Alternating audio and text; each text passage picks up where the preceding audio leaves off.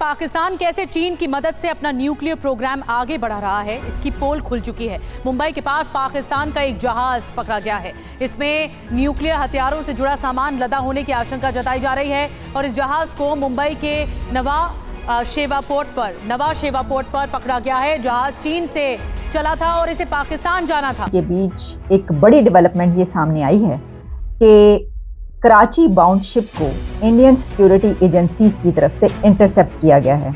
China की तरफ से आने वाला मर्चेंट शिप जो कि कराची बाउंड शिप था और उसमें पाकिस्तान मशीनरी पहुंचना थी। अब खबर ये है कि अभी भी आज के दौर में भी हम चाइना के साथ मिलकर कुछ एटॉमिक प्रोग्राम के ऊपर वर्क करना चाह रहे हैं। चाइना से एक शिपमेंट आ रही थी जो कि इंडिया ने मुंबई पोर्ट पे उसे रोका है उनकी एजेंसीज ने, जिसमें सीएनसी मशीन थी जो कि एटॉमिक प्रोग्राम में यूज होती है मशीन। ईरान भी है ना हमारे साथ। हाँ। तो क्या किया उन्होंने लास्ट टाइम हमारे साथ? हो गया, वो इंडिया से बदतर किया उन्होंने तो अटैक किया प्रॉपर। हमने तो अपने बच्चों को अब ये सिखाया कि इंडिया हमारा दुश्मन नहीं है।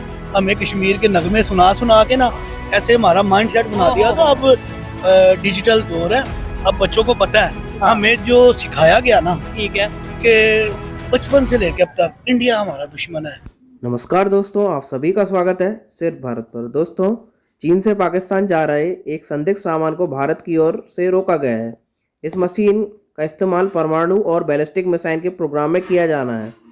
यह एक सीएनसी मशीन है जिसे आमतौर पर आप खराद मशीन के नाम से जानते हैं। आइए जानते हैं इसके बारे में। चीन से पाकिस्तान जा रही थी ये मशीन जो भारत ने सीज की है। यह मशीन बैलिस्टिक मिसाइल प्रोग्राम में इस्तेमाल होने वाली है।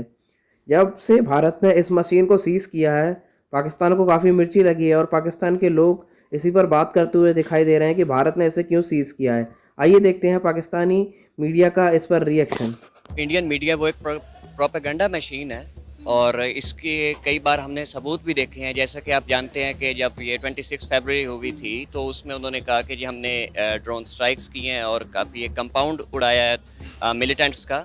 तो बाद में पता चला कि वो चंद हमारे दरख्त ही शहीद हुए थे। अगर पाकिस्तान इस किस्म के एडवांस टेक्नोलॉजी को इंपोर्ट करते हैं तो उसके लिए उनको अल्टरनेटिव रूट्स, ख़ास तौर पर अगर वो सिल्क रूट्स को शायरा है कराकोरम स्पेसिफिकली अगर इसको यूज़ करते हैं तो वो बेस्ट ऑप्शन है। फिर वो एयर रूट्स के ज़रिए भी इस किस्म के इंपॉर्टेंट चीज़ों को इंपोर्ट कर सकते हैं। अगर इंडिया ने ऐसा किया है, मुझे तो नहीं लगता हमारी डिफेंस और चाइना की डिफेंस और स्पेसिफिकली उनके इंटेलिजेंस इतनी वीक है कि उनके कैसे भी इस तरह की टेक्नोलॉजिकल बेस्ड चीज़ें अगर वो एक्सपोर्ट करते और पाकिस्तान इंपोर्ट करते उनके इंडिया को पता चले। इस खित्ते के हालात तो कभी भी ठीक नहीं रहे। ये 70 साल से चलता हुआ आ रहा है।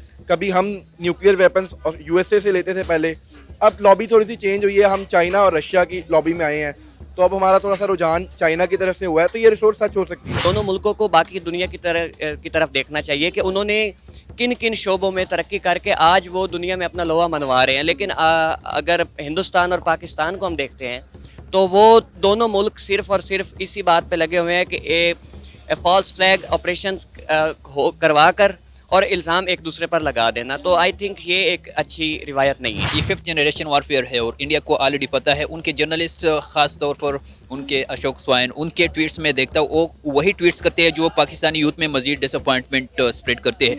ये 5th जनरेशन वारफेयर है जिसमें आवाम की जो डिसअपॉइंटमेंट है उसको एक मुल्क कोशिश करता है कि वहाँ के जो यूथ है वो वहाँ के इदारों से उनकी जो नफरत है उसको मज़ीद बढ़ा देते हैं। जिस खित्ते में हम बिलोंग करते हैं, हमारा खित्ता बहुत ऐसा है। हमें यहाँ से इंडिया से थ्रेट है तो पीछे से हमें अफगानिस्तान से थ्रेट है।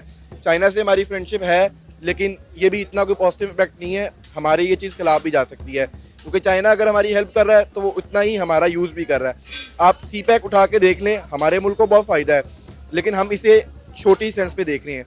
इससे जितना चाइना फ़ायदा उठा रहा है ये हमें नहीं पता। तरफ से इसकी वजह ये बताई गई है कि उस शिप में जो मशीनरी आ रही थी वो पाकिस्तान के न्यूक्लियर प्रोग्राम में यूज होने के लिए मंगवाई गई थी।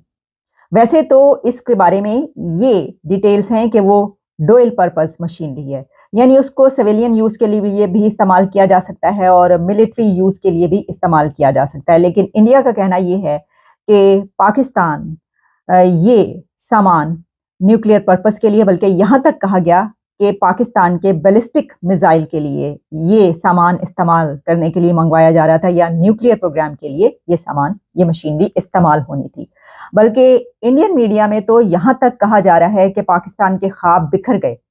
पाकिस्तान और इंडिया जिस तरह के ताल्लुकात हैं वो तो आप जानते ही हैं। तो इंडियन मीडिया में इस वक्त ये चल रहा है कि चाइना और पाकिस्तान मिलकर इंडिया के खिलाफ जो खिचड़ी की देग बनाने की कोशिश कर रहे थे उसका भांडा फूट गया है। ना चाहेगी कि वाकई इसमें कोई सदाकत है या नहीं है।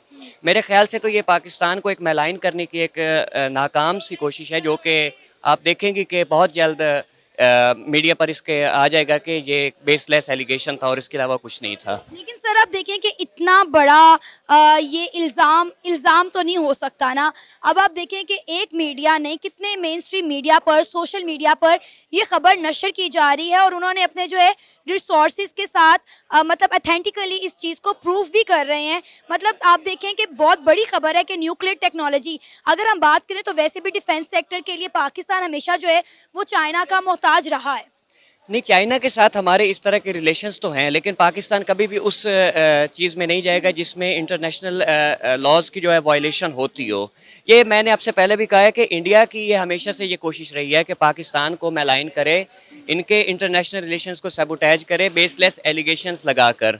तो इसमें अब देखें ना, पाकिस्तान जो है ख़ुद एक बहुत बड़ी एक आर्मी रखता है माशाल्लाह से, जो कि अपने आप को एक दुनिया में कैपेबल एक आर्मी है जो कि अपने गोल्स को इजीली अचीव कर सकती है। हमारी टेक्नोलॉजी अल्हम्दुलिल्लाह एक बेहतरीन निज़ाम में है और ये एक महफूज हाथों में है। तो पाकिस्तान की आर्मी के आप देख सकते हैं कि रिसेंटली उन्होंने एक शुरू किया है SIFC। तो पाकिस्तान की जो आर्मी है वो इस तरह की जो एम्बिगुअस जो टेक्नोलॉजी है उसके ऊपर वो क्यों जाएगी? वो कभी भी नहीं जाएगी। जबकि आप देख सकते हैं कि पिछले कुछ अरसे से हम ये चीज़ें देख रहे हैं कि पाकिस्तान की जो आर्मी है वो गवर्नमेंट की सपोर्ट कर रही है इन द इकोनॉमिक टर्म्स। लेकिन सर मुझे ये बताएं, अगर ये खबर झूठी है और इंडिया का मीडिया या इंडिया प्रोपेगेंडा कर रहा है पाकिस्तान को डिफेम करने के लिए, तो मुझे ये बताएं तो हमारा मीडिया या और हमारे इदारे इस पर चुप क्यों हैं? उनकी तरफ से कोई स्टेटमेंट या कोई चीज़ सामने क्यों नहीं आई? देखिए, हमारे जो इदारे हैं वो इस चीज़ को अभी तो फ़िलहाल इन्वेस्टिगेट कर रहे हैं। तो जैसे ही आप देखेंगे कि ये जब बेसलेस एलिगेशंस जब मंजर आम पर मीडिया पर आएंगे तो वो इंडियन हाई कमीशन को डिमार्श भी करेंगे। तो उसमें फिर ये होगा कि पाकिस्तान अपना एक एहतजाज रिकॉर्ड करवाएगा कि आपने मतलब बारहा आपकी ये आदत रही है कि आप पाकिस्तान के ख़िलाफ़ फजूल किस्म की जो है ये एक नाकाम कोशिशें करते हैं इसको मतलब नुकसान पहुंचाने के लिए।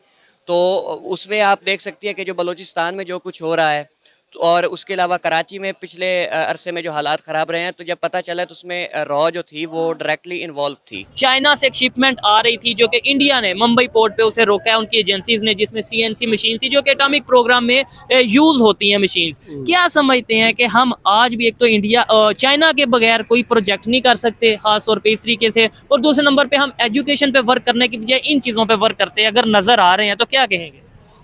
आई थिंक ये जो आप एटॉमिक एनर्जी के मुतालिक बात कर रहे हैं और एजुकेशन डिपार्टमेंट के मुतालिक कर रहे हैं, दोनों डिपार्टमेंट्स किसी मुल्क के लिए भी दोनों की अहमियत है। ठीक है, चले पैरेलल हर प्लान्स को कंटिन्यू रखना चाहिए, लेकिन फिल वक्त हमारा मुल्क जिस स्टेज पे खड़ा हुआ है, हमें जो मुल्क की सूरत हाल को देखते हुए अपनी तालीम की ग्रोथ को ज़्यादा करना चाहिए। ठीक है, और ताकि हमारे नौजवान नस्ल इसमें ज़्यादा से ज़्यादा अपने माइंडसेट को यूज़ कर सके। ठीक है, पाकिस्तान की डेवलपमेंट के लिए काम कर सके। आपने एक बात की है कि भाई दोनों चीज़ों को देखने की ज़रूरत है, एटॉमिक प्रोजेक्ट को भी, एटॉमिक पावर भी होना ज़रूरी है और एजुकेशन भी। एटॉमिक पावर तो हम ऑलरेडी हैं, और दूसरे नंबर पे एजुकेशन अगर ना मिलेगी तो हम बेरोज़गार रहेंगे, हमारा इंटरनेशनल लेवल पे इमेज नहीं बेहतर रहेगा।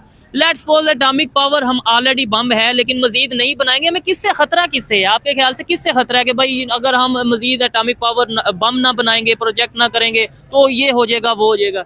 देखिए, इसकी एग्जांपल ऐसे ही नहीं है कि जो एटॉमिक बम हमने बनाया हुआ है वो आज से ओल्ड डेटेड हो चुका है। ठीक है, ये जस्ट उसे अपडेट करना है, उसको अपडेट नहीं करना। ये एक देखिए मुल्क की सतह की बात है। जब आप कोई भी एक्सपेरिमेंट करते हैं तो आपका एक वो बम पूरी दुनिया में एक सतह के ऊपर प्रोमिनेंट होता है।